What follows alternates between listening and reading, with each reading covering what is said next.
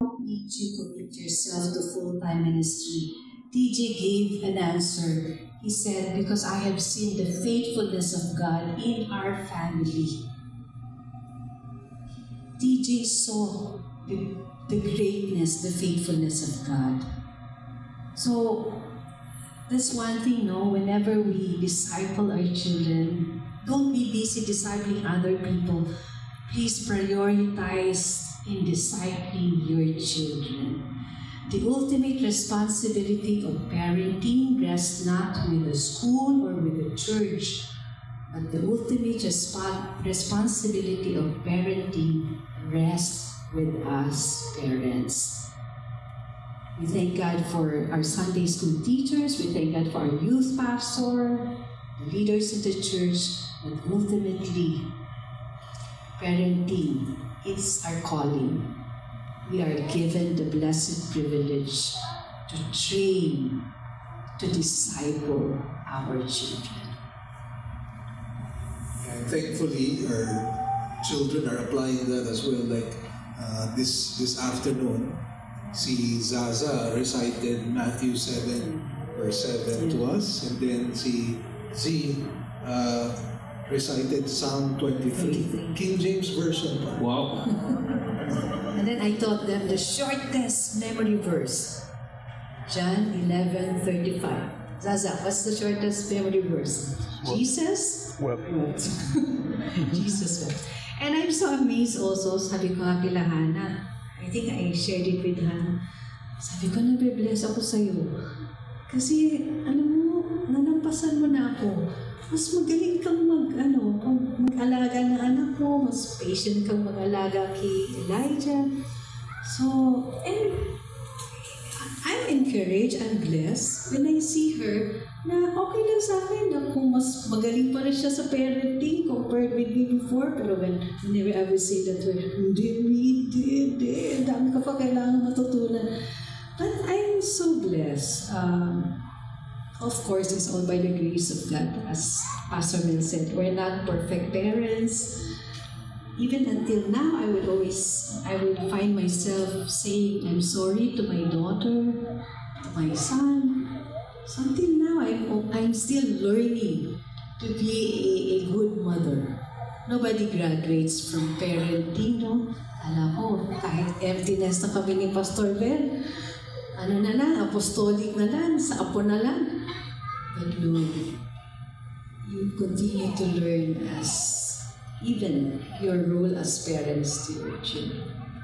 And one story lang, just to how our children have raised up their children. Ethan, he has this friend, a neighbor nila, and he would talk to him, Yung friend niya, 5 years old din. He would say, we should only worship Jesus and no other God. And so the other boy would say, but I worship Jesus. No, you're not worshiping Jesus. You're worshiping idols. You should worship the one true God. Amazing, This is raising his hand. I want to share also, you need to be quick in giving your affirmation or your praises to your children. Like in my case, grandchildren kasi malalaki ni mga anak. So with my experience with Marco naman, I was so blessed with Marco. Because when we came back from UK, somebody from UK gave Marco a gift. A certain amount of pounds, money. So we brought him to the mall. Okay, Marco, what do you want? Or you choose what you want. So at first, Marco got this toy, and it's quite expensive. Okay, so we're about to pay na, sa cashier. Then Marco got the toy. Oh, why? And then he got a basketball, and his toy, medyo hindi na ganun ka-expensive. So he got 2 toys. So we asked him, oh, why? What's that basketball? That's for who? That's for Dia. Oh, you know, Marco remembered Dia. So instead of just buying one expensive toy, Marco remembered his sister. So we asked him, why did you buy Dia a basketball? Because she doesn't have a basketball. So that warms our heart, you know, and we praised him. Oh, Marco, oh, we're so blessed, we did the right thing. And then we shared it also to his dad and to his mom. So be quick, you know, in giving your affirmation, your praises. You should be quick, please. Whenever your child does something nice or good, please affirm. Say your, wow, I'm so blessed. Wow, that's nice. That thing that you did, it's so nice. I'm so proud of you. I'm so proud of you. Thank you, Sister Marie. Now this question also related to that, but on the other spectrum is, how would you now exercise authority to your children who seems to be resisting your authority? Disobedient siya. So, first of all, it does not take away your responsibility to admonish. You should always admonish. And as the Bible says, with what Sister Marie mentioned a while ago, you need to narrow it down and tell them this is the right way. Now, the response of our children we cannot control. We cannot control the response of our children, but we can control our response as parents. And I think we are to be mindful more than anything else with our response towards our children.